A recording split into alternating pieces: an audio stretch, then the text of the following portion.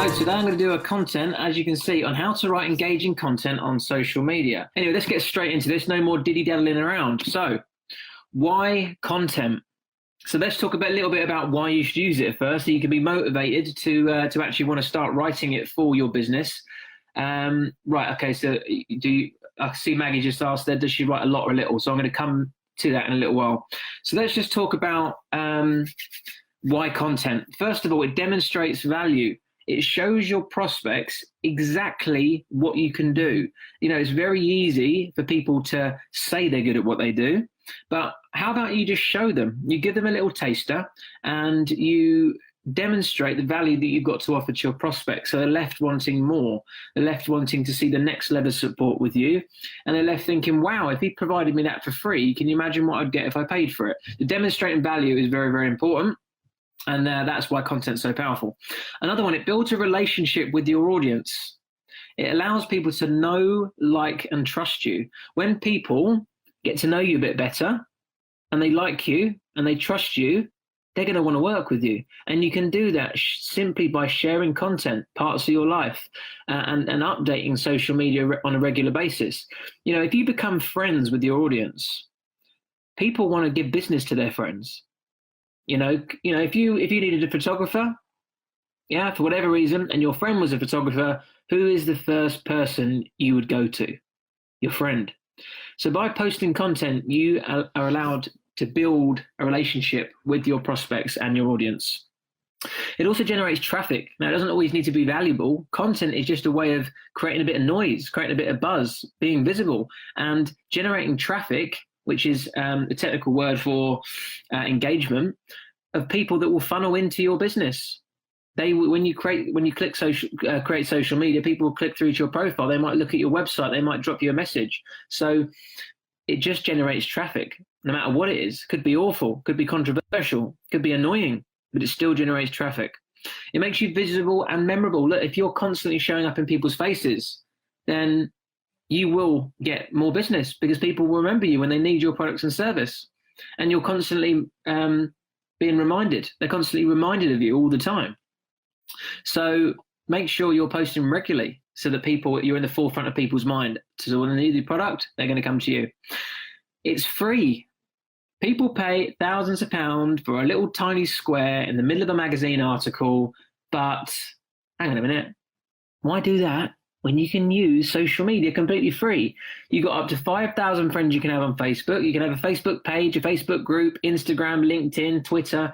I've got about 40,000 people across my social media platforms. If I was to pay even Facebook advertising or even to have my banner put up in a magazine to 40,000 people, that would cost a hell of a lot of money to post it in there once. Just once. Yet you can do it on social media every single day for free, as much as you like. So that's why content. It's also easy to do.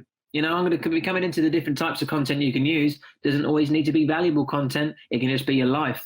It can just be updates. It can be memes. It can be quotes. It can be very, very simple things to extract from other sources of information that you can reposition as your own. So it doesn't need to be complicated. It's very, very easy. This is actually a marketing strategy. This isn't just, I'll update some social media and people might be interested. Content marketing is actually a thing, and it's very simple to do. It can be repositioned for other things. So look, when you're writing social media content, at the end of the year, you can compile all your social media content and video it and turn it into a course. Or you could reposition that content into a book. Or you could, use that social media content and post it as blogs to generate SEO traffic and stuff for your website. There's so many different things that your content can be used for, that it's not just good for building an audience and demonstrating value and building a tribe of people, but it's also good for other things as well. I know a number of people that have literally copied and pasted their content and put it into a book and made a ton of money from doing it. So yeah, it can be repositioned. It doesn't expire.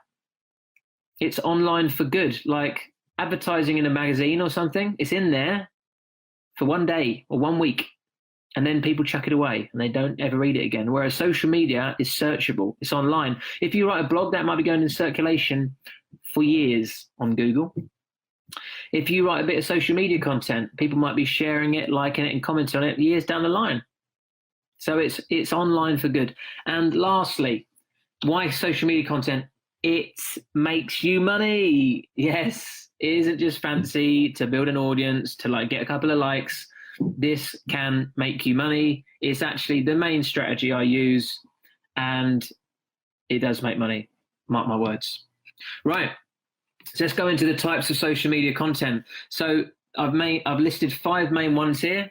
The main types are life and journey updates. So these are things where you share parts of your life with people. These are the really good ones to be able to build a relationship with people and allow them to get to know you, because people need to understand a little bit about you so that they can have the trust to work with you. They're not going to want to work with a nobody. Sorry, not a nobody, but somebody they don't know. So by sharing parts of your life, whether it be relevant to your business or not, it's very good for building an audience of people that know, like, and trust you, and trust you to the point because they understand exactly what you do on a day-to-day basis. So just updating them on what you do in your life, what, new challenges you're facing, even your struggles. And this is where it's very, very important to be able to evoke emotional responses in people. Talk about things that people can relate to. Talk about things that other people may be experiencing at the same time so that they can get a sense of identification with you. And that will cause them to reach out, because they will think that you understand them. When people can identify with you, they also think that you understand them. Now, when you understand somebody, that also means they're likely going to be able to help you. So if you relate to people, they will think you understand them, and they will also think you can help them. And if they think you can help them, then they'll want to work with you and they'll want to pay you. So it's very, very important to build that trust in people by sharing your life and journey with them so they get to know you and relate to you, and they've evoked an emotional connection and response to you to the point where they feel connected to you. Engagement updates is another one. Now, this is just where you simply ask questions. You reel people in. Now, this benefits you in a few ways. It can actually be quite good just for the algorithms of Facebook and Instagram and stuff. When you're asking people questions and they're commenting on it, it sends a little message to the social media platform that it's good content. So if you ask someone a stupid question like, what's your favorite color, black or white? You will get, for example, I did it with my car, and I didn't do this for an engagement post specifically, but I asked people, what would they prefer, black Mercedes or a white Mercedes? And I think I got 100 comments from people, sharing their opinion. Now, not only does that increase my engagement, but it also brings a new potential prospect in front of me. And also, when they comment on your post once, it will then mean that next time you post, it will show up on their feed, because, again, it sends an algorithm message to Facebook that person likes your content, and Facebook and Instagram and whatever prioritize the content to the people they think it's going to be best received towards.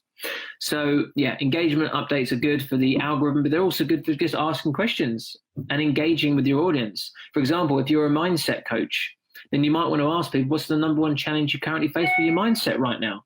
Or what are you struggling with in terms of motivation?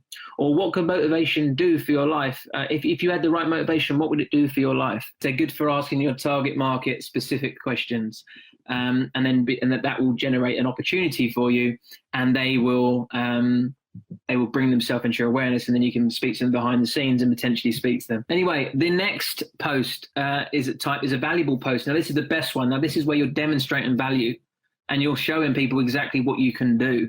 Because it's one thing saying, hi, I'm the best mindset coach in the world. Hi, I'm the best tutor in the world. Hi, I'm the best network marketer in the world. But look, you need to demonstrate why you are.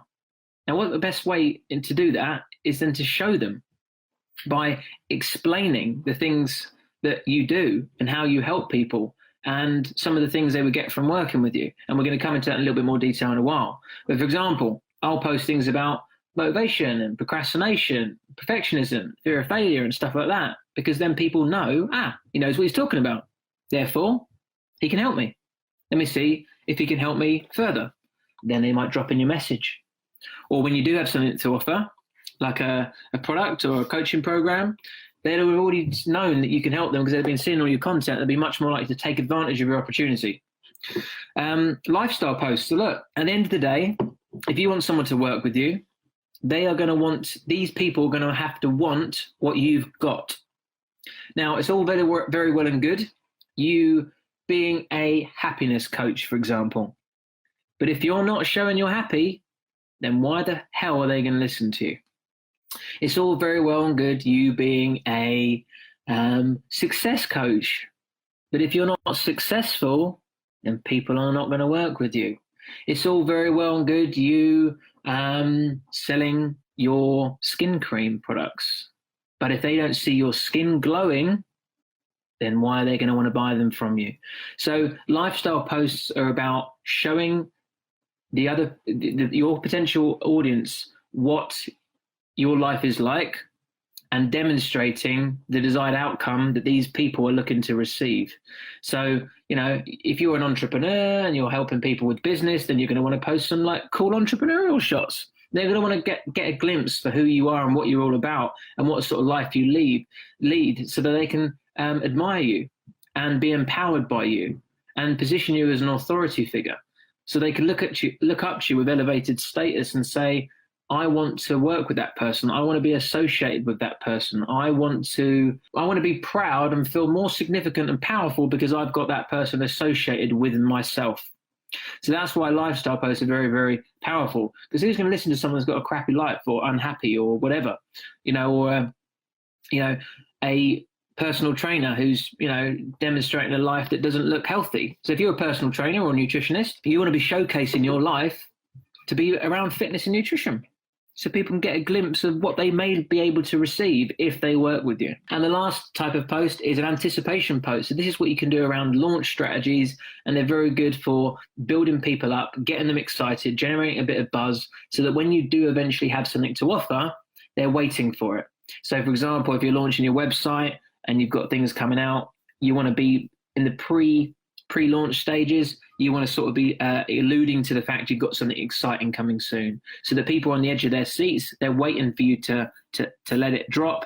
And when it does land, they're going to be ready and raring to jump on it and take advantage of it.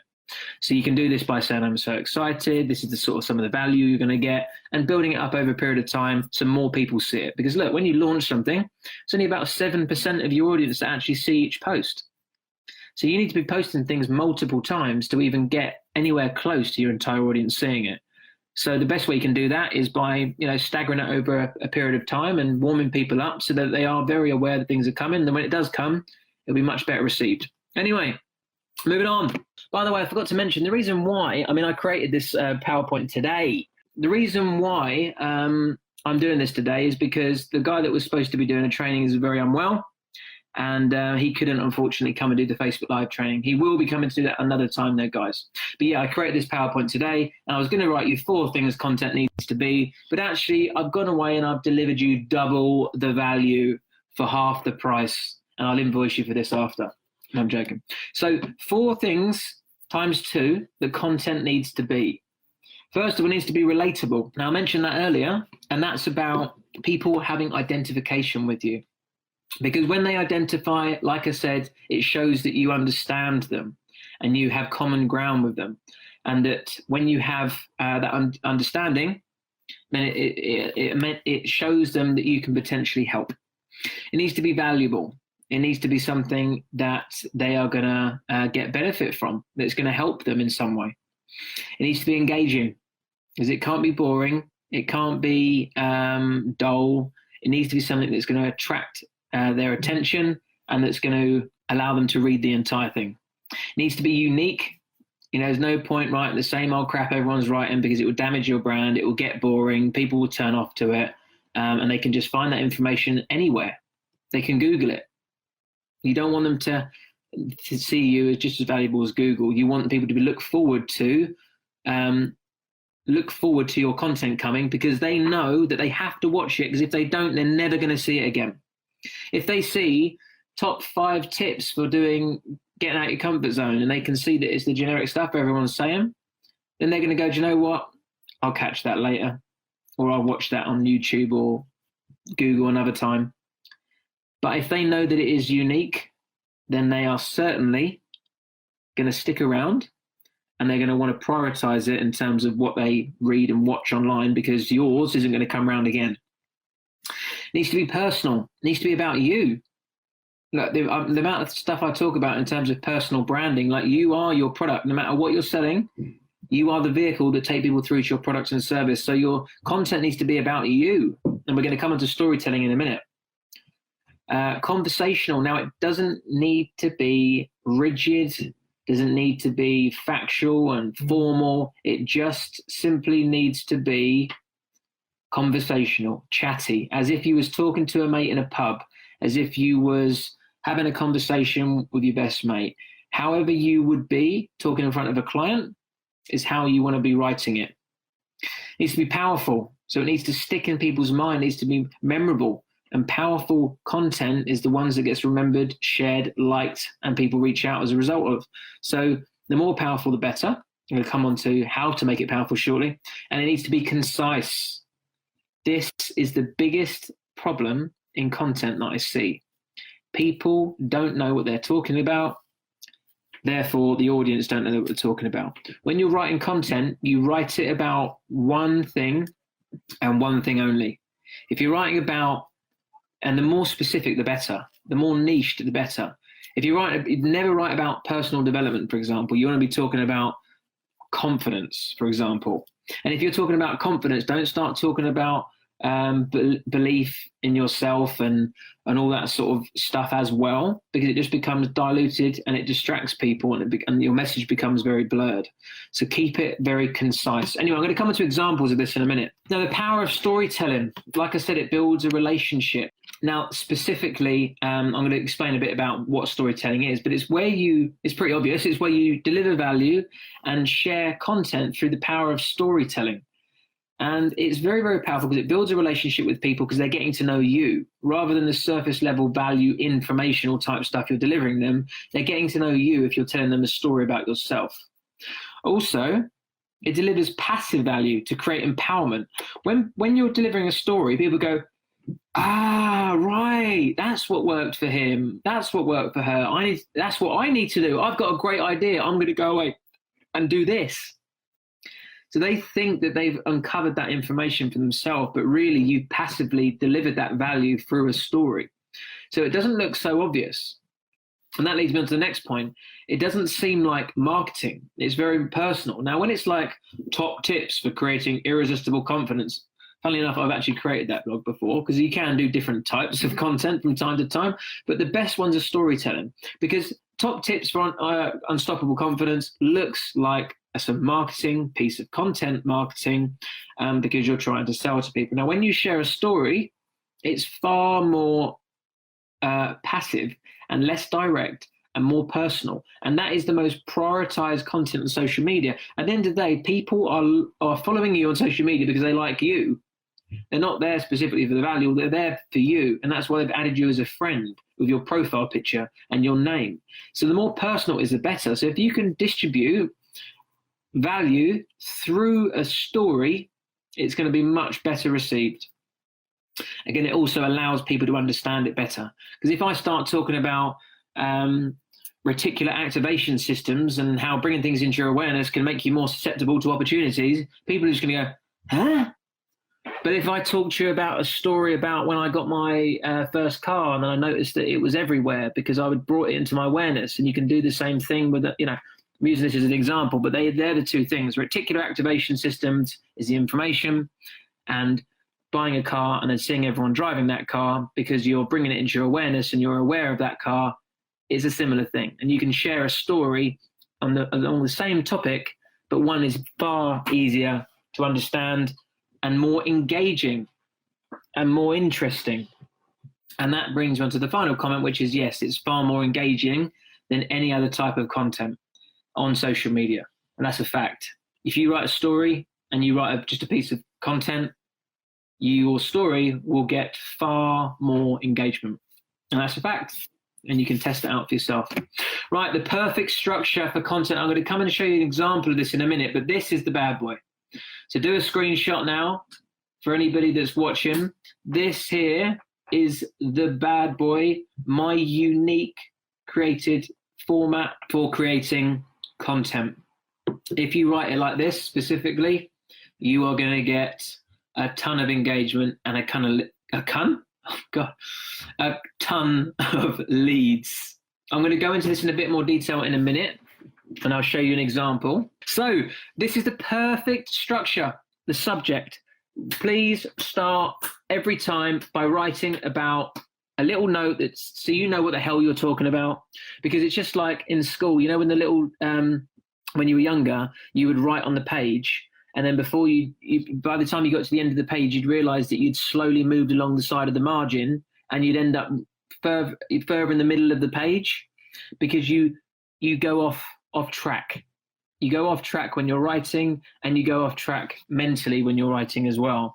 So please make sure you remember on the beginning, the middle, and the end exactly what you're talking about, because you would believe it. The amount of content I see where they've started talking about success, then they start talking about health, and they end up finished talking about bloody drugs or something. Who knows? It's just a shamble, because they haven't got no structure.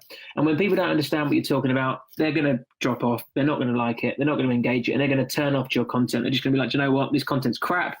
And if you do that, you've damaged your brand, and people aren't going to listen ever again. So start by writing something like, today I'm talking about confidence, for example, or I'm writing about a business opportunity for network marketing, or I'm talking about whatever. But just make sure you write the subject first. Then create your message. This is the sort of key message you want people to believe after they've finished reading or watching your content. So say, for example, the subject is confidence. You might want the message to be, if you build confidence, you will be able to close more sales. Yeah. So the subject's confidence, but the message is, if you build your confidence, you'll be able to close more sales. And then you try and have that in mind the whole time you're writing every single line of your content. Then you need to be aware of who you're writing this to. Okay, because if you don't know who your audience is, you can't use their language. You can't talk about things that they can relate to. You can't, use comedy that they might find humorous. You can't add value that might be of benefit to them. So it needs to be specific, and you can't talk in terms of content to a 60-year-old woman in the same way that you talk to an 18-year-old boy. And you can't talk to an accountant the same way you talk to an entrepreneur, because one person is going to not like it. And if you try and please everybody, you end up pleasing nobody. So to get in your mind who your niche is. Are you talking to young people, old people, professional people? Are you talking to what profession are they? And try and tailor your content towards that specific person. If you can, come up with like a client avatar, which is like one specific person that is your ideal perfect client. Stick them in a picture of them in front of you. So like maybe pick your best client that you've got and just stick that in front of you and just write your content to them.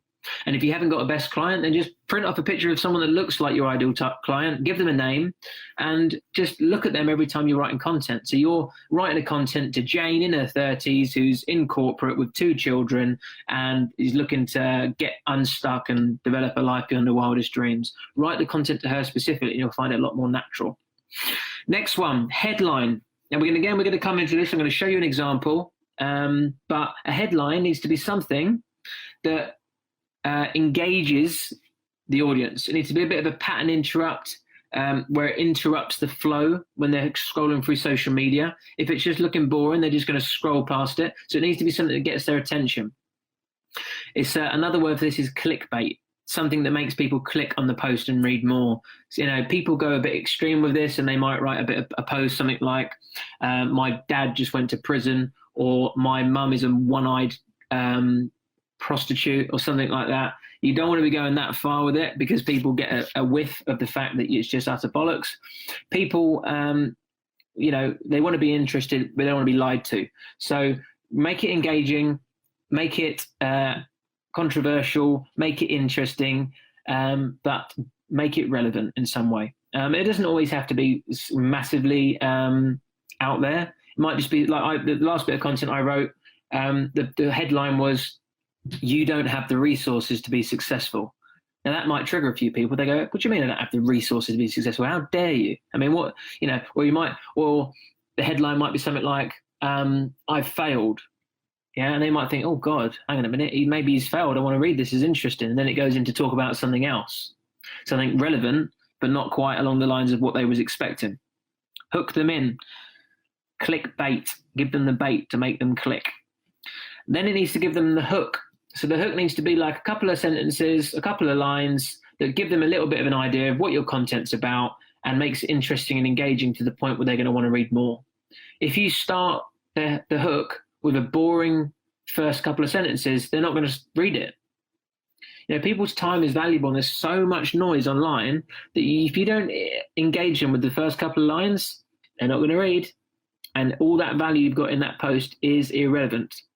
So the headline is probably the most important one, followed by the hook. So make sure you've got them nailed. And I'm going to come to some examples in a minute. Then you share a story. Then you demonstrate value. And you can do that through the story, or you can do that independently. Then you give some actionable tips. So you give them some tips that they can go away and implement. So say, for example, I'm saying you have to build your a massive story about confidence and how it can benefit them and all that sort of stuff. And then I might say, so when you're next not feeling as confident as you'd like and you want to try and improve it, first of all, try and push yourself out your comfort zone to allow yourself to become a more confident person. Second thing you do is highlight all your skills, abilities, qualities, and expertises so that you can feel like a person that has a lot to offer people, therefore increasing your confidence. You see what I mean? Give some people things that they can actually do and implement so they can go away and try those things, get some results from them, get some benefit from them, and come back and say, oh, Lewis, thanks very much for that bit of content you posted the other day. I tried what you said and it really bloody worked. Fantastic. Have some money. No, they won't quite say that, but they will say, what more can you do for me? Or I'm having this problem. How can you help with that? And then that's it. You've got a lead. You've demonstrated value. They've applied it, and they then want a little bit more. Then you write a conclusion.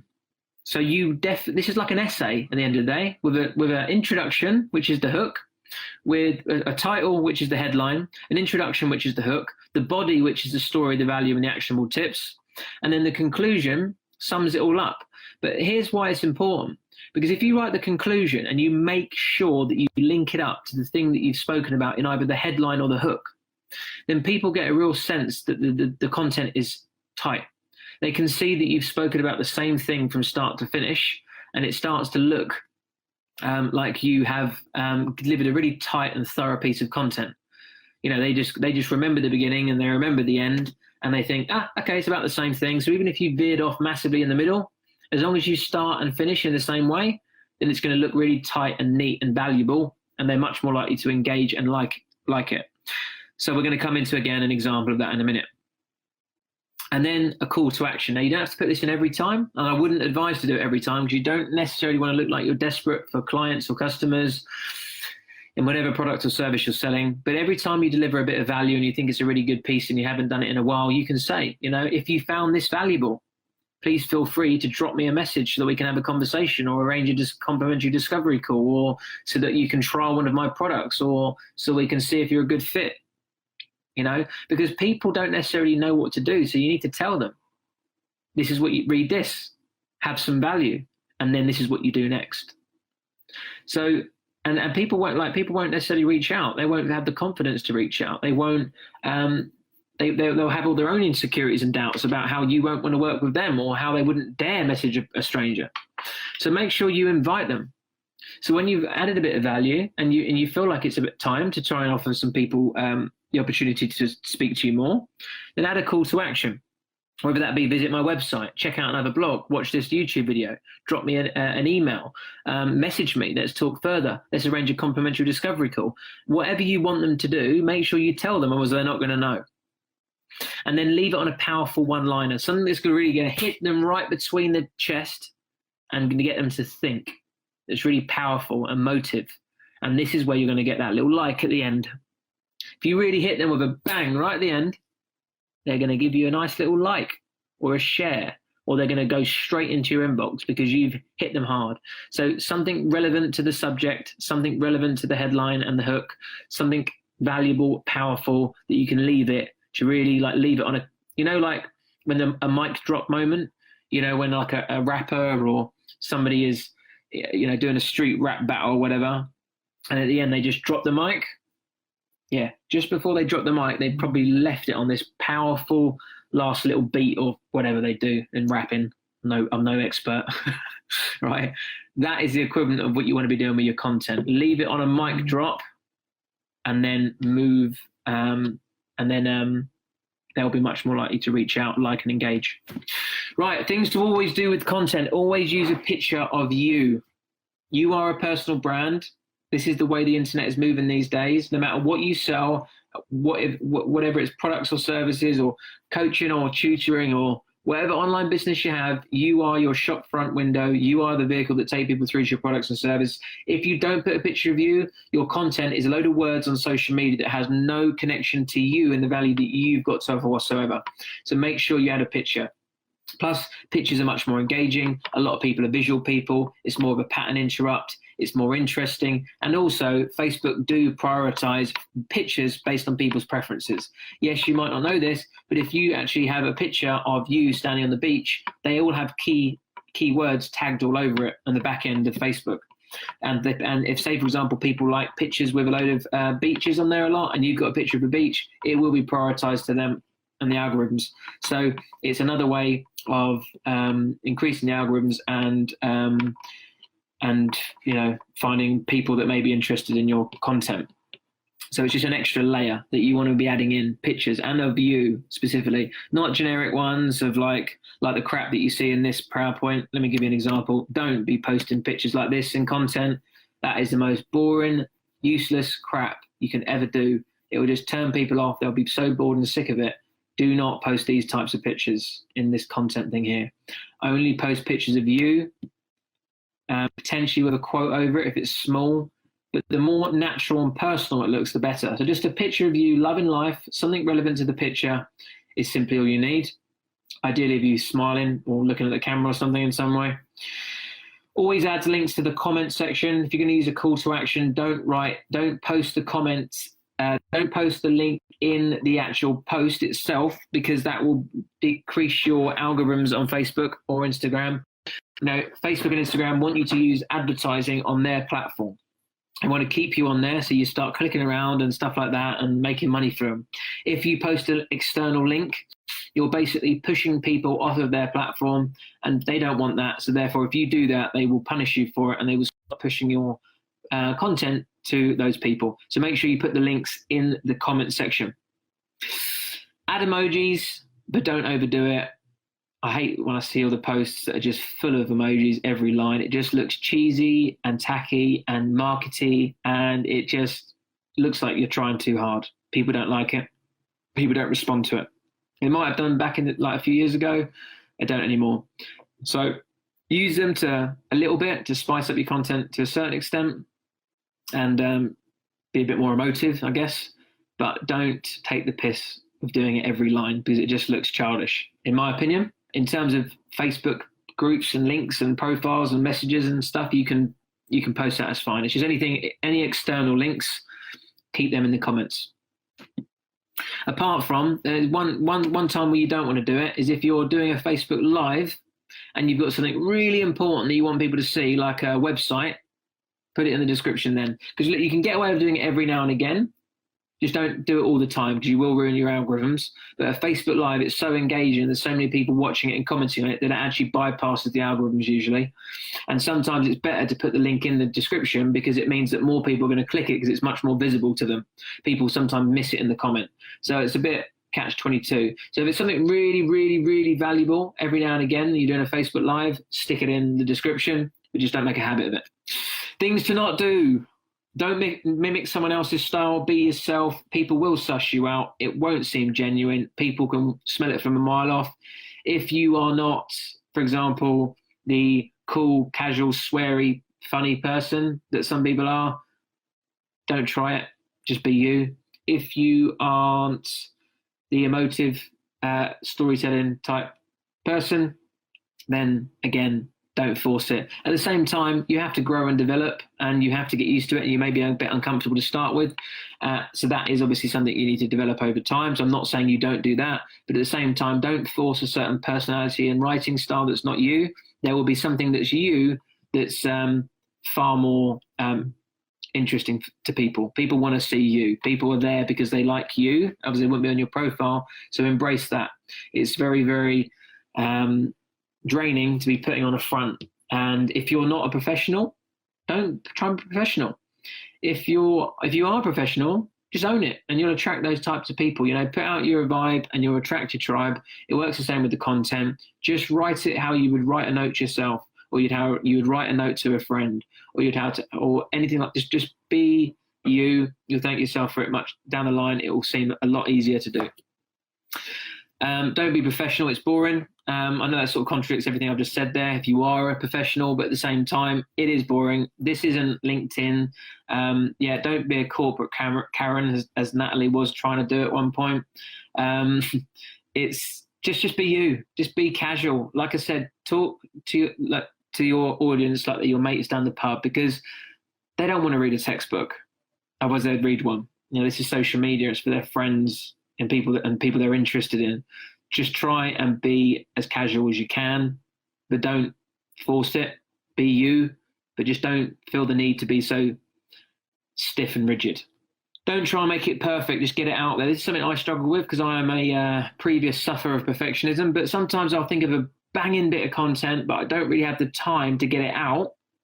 So I'll think to myself, I tell you what, I'll do that one another time when I can actually spend the time to make that piece of content what it deserves, to make it really powerful and engaging.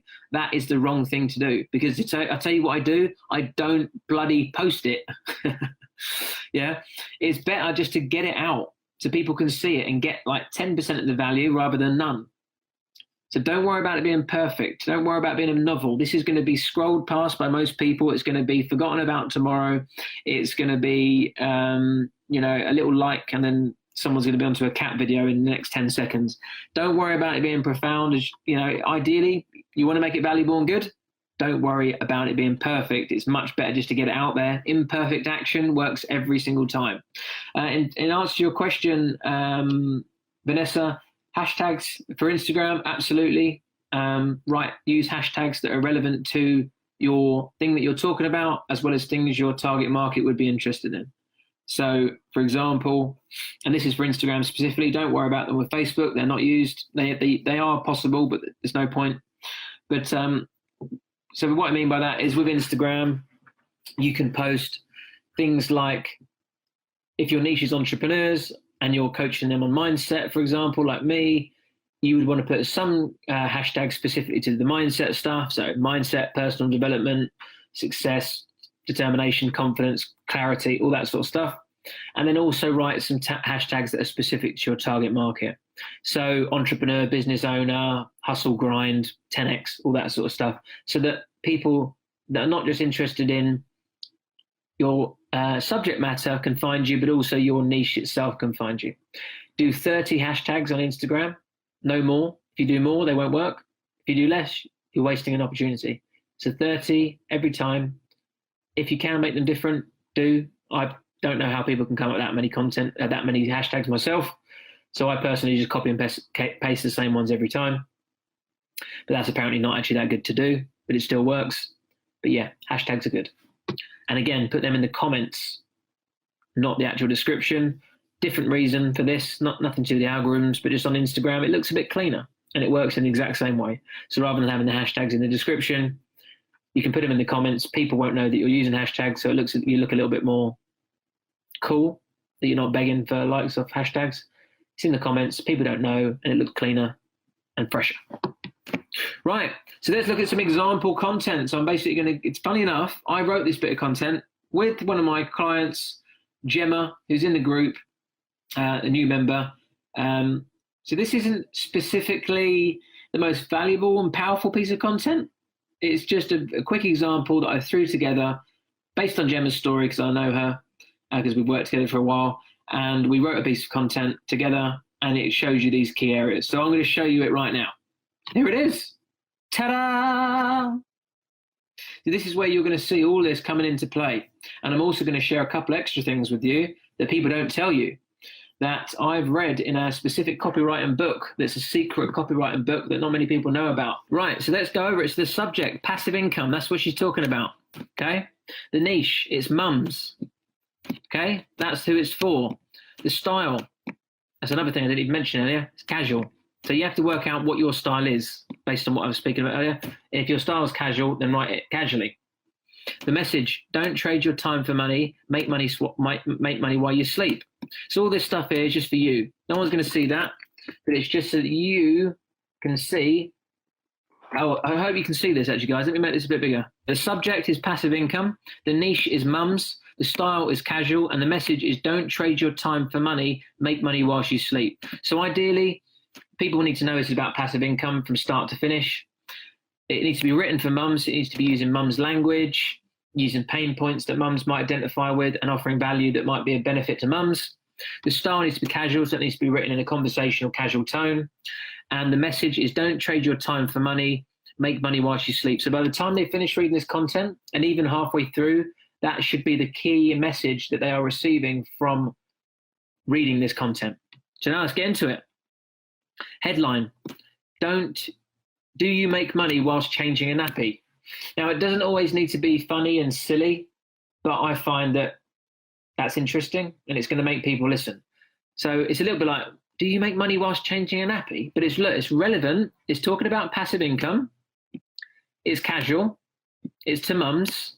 And it's talking about don't trade your time for money. So far, the headline is good. It's also engaging. It's a pattern interrupt. It's talking about nappy. It's interesting. It's controversial. It's going to make people think, what the hell is this content all about? And then the hook could be a bit better, but we just spent a very quick time throwing this together. Is a lot of mums that I speak to, unfortunately, don't make money whilst they're changing a nappy. And they'll be thinking, hang on a minute, what's all that about?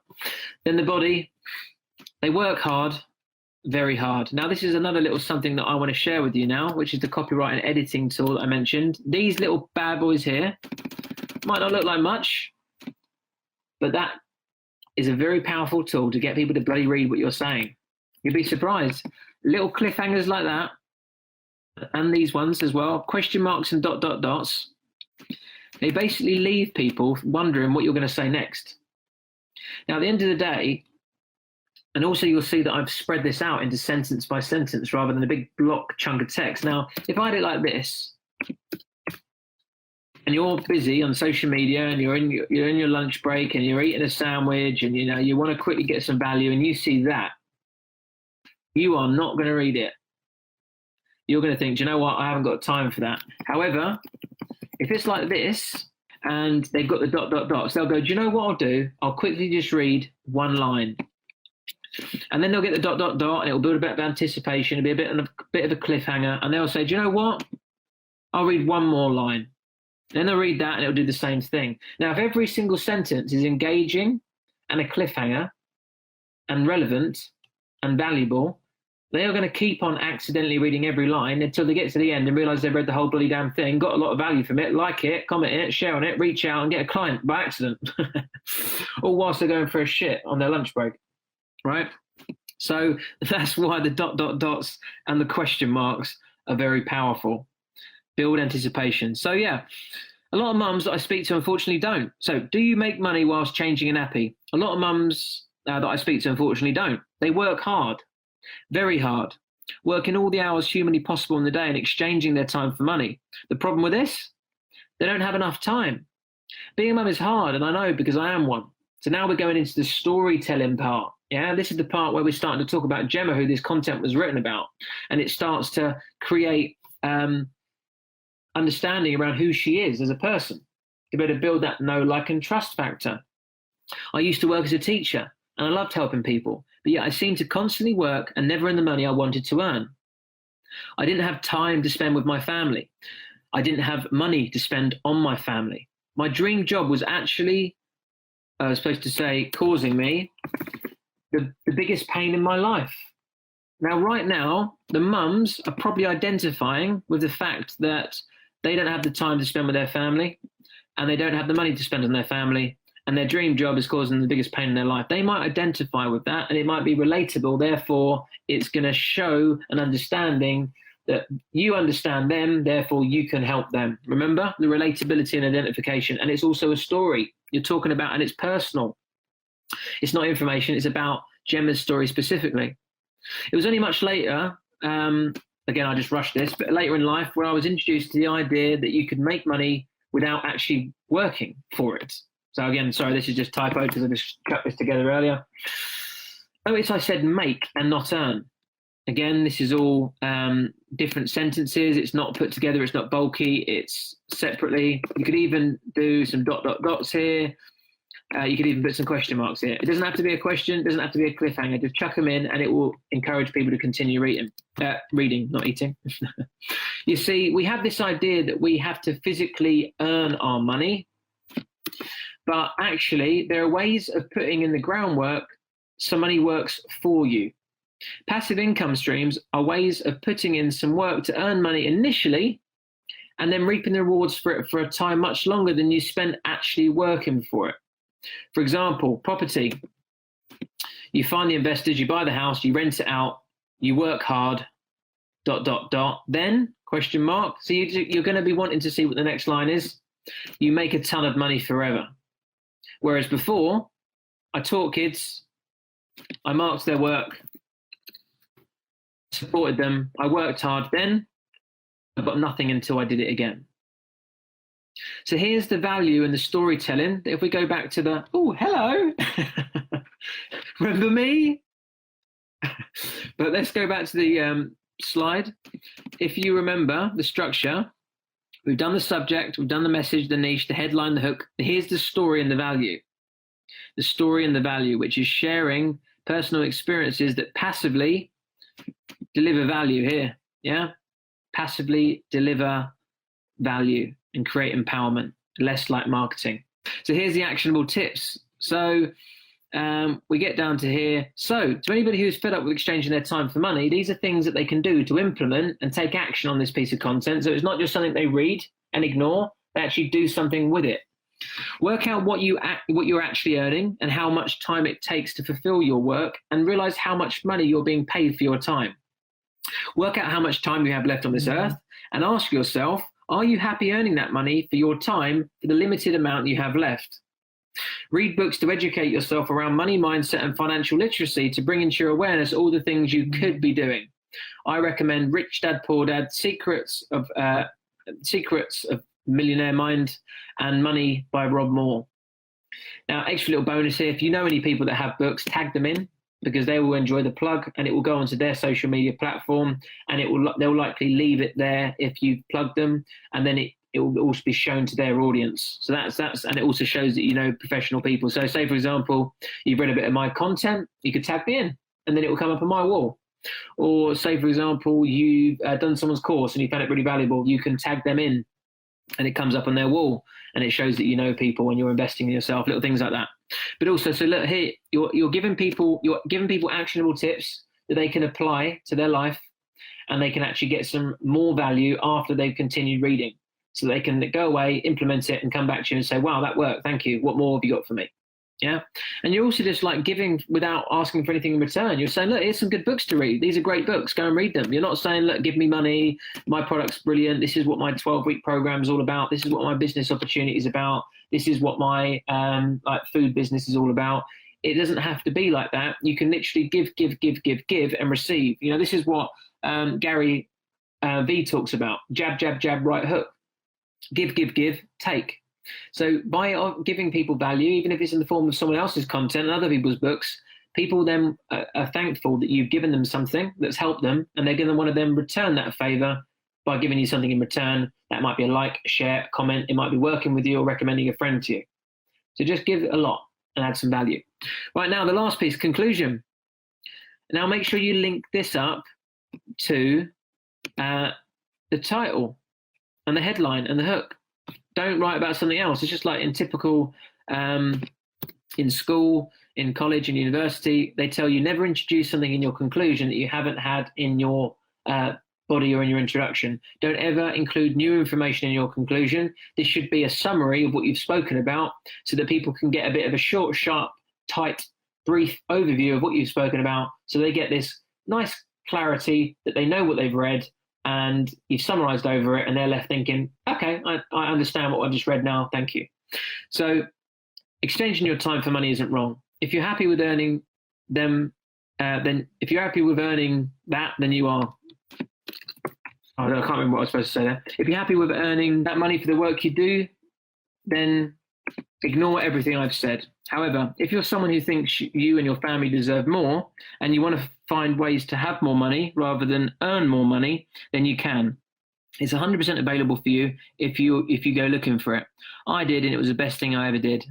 Now, again, make sure it's all linked up to the title, because they'll go, I remember that when she spoke about that in the title, and she's talking about it now at the bottom, which means it all makes sense and it's tight. So you can say something like, now, thank God I'm not, what am I supposed to say? Thank God I'm not changing nappies at the moment. But if I did, I know I would earn a couple of quid whilst I was doing it. It's funny. It speaks about the headline. And then you say, and I guess that would kind of make it more bearable. So that's the conclusion. You're sort of saying, now, thank God I'm not changing nappies at the moment. But if I did, I know I would earn a couple of quid whilst I was doing it. So it brings it back, just saying it again, it brings it back to the headline, and they go, yeah, I remember that was the headline. And then they just get a sense that you've spoken about the same stuff from start to finish. They know you've spoken about passive income. It makes sense. They're happy. You've given them a tight piece of content, and they're going to like it. Then you just finish it. And here's where you'd add a call to action if you wanted to. You don't have to do it every time. But you could say, if you got value from this, please feel free to visit my website or watch my YouTube channel or message me to arrange a discovery call. Doesn't really matter what it is, just tell them what to do. I can't wait to hear from you. Then you finish it on a powerful one-liner. This is the bit where you go bang right at the end, and they go, oh, you hit me right between the chest, you little bastard. Let me give you a like for that. So this is, I wrote this very quickly. You deserve more than the money for a sliver of your time. See, we want to talk about passive income, remember? And then bang, here's the powerful one-liner. Let's do a ... there to really build some anticipation. Even this, because you know what? Let's add more anticipation, because you know what? Rhetorical question. Let's add a ... and a question mark. Let's really get them going. Oh my God, what is he going to say? I'll tell you what, let's do a ... here. Let's do a question mark there, and then let's do a ... there. Oh my God, they're going to be like, what is it? And then bang, you are valuable. Don't even exclamation mark it. You want to mic drop it. You are valuable. Power. They're going to go, oh, you know what? I am valuable. Fuck me, I need to create a passive income. Let me drop you a like. In fact, let me drop you a comment. In fact, let me share. In fact, you know what? I'm messaging you because I'm going to work with you. So let's read this from start to finish. Let's quickly take out the headlines and things, and let's see how it flows. So, do you make money whilst changing a nappy? A lot of mums that I speak to, unfortunately, don't. They work hard, very hard, working all the hours humanly possible in the day and exchanging their time for money. The problem with this? They don't have enough time, because being a mum is hard, and I know because I am one. I used to work as a teacher and I loved helping people, but yet I seemed to constantly work and never earn the money I wanted to earn. I didn't have the time to spend with my family. I didn't have money to spend on my family. My dream job was actually causing me the biggest pain in my life. It was only later in life when I was introduced to the idea that I could make money without actually working for it. And notice I said make and not earn. You see, we have this idea that we have to physically earn our money, but actually there are ways of putting in the groundwork so money works for you. Passive income streams are ways of putting in some work to earn money initially and then reaping the rewards for it for a long time than you initially spent working for it. For example, property. You find the investors, you buy the house, you rent it out, you work hard. Then you make a ton of money forever. Whereas before, I taught kids, I marked their work, I supported them, I worked hard. Then I got nothing until I did it again. So anybody who is fed up with exchanging their time for money, work out what you're actually earning and how much time it takes to fulfill your work, and realize how much money you're being paid for your time. Then work out how much time you have left on this earth and ask yourself, are you happy earning the money for your time, for the limited amount that you have left? Read books to educate yourself around money mindset and financial literacy, and bring into your awareness all the things you could be doing. I recommend Rich Dad, Poor Dad, Secrets of the Millionaire Mind, and Money by Rob Moore. Exchanging your time for money isn't wrong. If you're happy with earning that money for the work you do, then ignore everything I've said. However, if you're someone who thinks you and your family deserve more and you want to find ways to have more money rather than earn more money, then you can. It's 100% available for you if you go looking for it. I did, and it was the best thing I ever did. Now, thank God I'm not changing nappies at the moment, but if I did, I know I would earn a couple of quid whilst I was doing it. And I guess that would kind of make it a little bit more bearable. If you got value from this, please feel free to message me and arrange a discovery call. I can't wait to hear from you. Look, you deserve more than the money for a sliver of your time. Because you know what? You are valuable. Bang! Drop me a like, drop me a comment, drop me a share. Let's work to each other. Drop the mic. Brrr. See what I mean? That's valuable. Now, that might seem really complicated, but once you get this idea of the structure, you will better see. Now, that's not as long as you think. That's about 500 words. And to be honest, that's a long piece of content. Probably doesn't have to be that long. I would say you want to be aiming for around 300 words maybe as a good piece of content. Sometimes even about that many, about 250 words. It depends. You know, this is like a perfect piece of content. That there, you're talking, if you write a piece like that a day, you're going to make £1 million a year. There's a guy who writes a bit of content, well, not even as good as that. Like, if you write a solid piece of content like that every single day, you'll make £1 million a year. I'm not even joking. Not that I make £1 million a year, but I don't write a piece of content like that every day. But yeah, you don't have to write it as long as that, and sometimes they don't need to be as thorough as that. But that is everything from start to finish that you need to create a nice piece of valuable content. Now, make sure when you post that, you post it with a picture, you post it with the spaces, you post it on Facebook, Instagram, Twitter, LinkedIn, every platform that you have available to you, and you can go out there and make all the monies that you want to earn. So, guys, that is the training on, let's go to it. Dun, dun, dun. How to write engaging content on social media. Now, let's open it up for a live Q&A. Hopefully you can see me. I've just had my hair cut. It's a bit all over the shop. Let me know what comments you've got. If you've got value,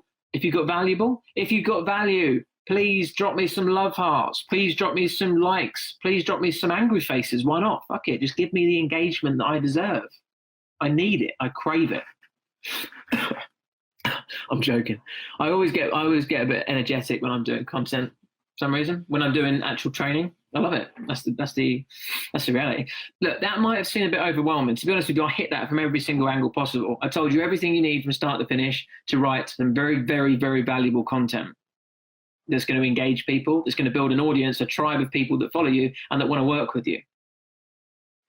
Post on Twitter if you've got it. I don't even use it, but post on as many as you can. Natalie, if you've got Twitter, why not use it? But to be fair, you can only use really small bits on there because the character restrictions are small.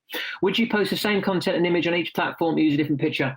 It's up to you. It's no different. To be honest, it doesn't matter, basically. You can use the same pictures, absolutely. If you want to mix it about a bit, you can use different pictures. It doesn't matter. Post as many places as you can and post as many different types as you can. Just mix it up between the different posts. The different posts like life journey updates, engagement updates, valuable posts, lifestyle posts, anticipation posts. Do all those sorts of ones on all the platforms. On your Facebook group, on your Facebook page, on your Facebook profile, on your Instagram, on your business page on Instagram, on Twitter, on LinkedIn, anywhere you've got, on your blogs, on YouTube. Doesn't really matter which ones you're focusing on. Just get these posts up on as many places as possible so you've got more eyes on you, you've got more traffic generating on your profile, and you've got more people that are going to reach out and potentially want to work with you, and you're visible and rememberable. So yeah, that's an answer to that question. Just do it as many places and as many different types as you can. So guys, and thank you for joining us at the end, Ruth. Thank you very much for watching this training. I hope you've got value from it. Honestly, content marketing, it's the way the internet's moving now. Information, we're in the information era and the digital era. You have to be seen, you have to demonstrate value, and you have to be given your best bit so people want more from you. So really make the effort to post content. Every time I post content, I make money. Every time. Even people that I've prospected behind the scenes and I've been speaking to for a while and they're not quite biting, then I'll post a bit of content and they'll drop in manually because they're seeing me. They can't ignore me, and they're getting the value, and they're going, okay, he knows what he's bloody talking about, and they reach out. So it does really, really work, and it complements everything you're doing. Now, not all that you have to have different pieces of the puzzle to develop your business, but content marketing is definitely a great strategy. Thank you very much for joining us for another training.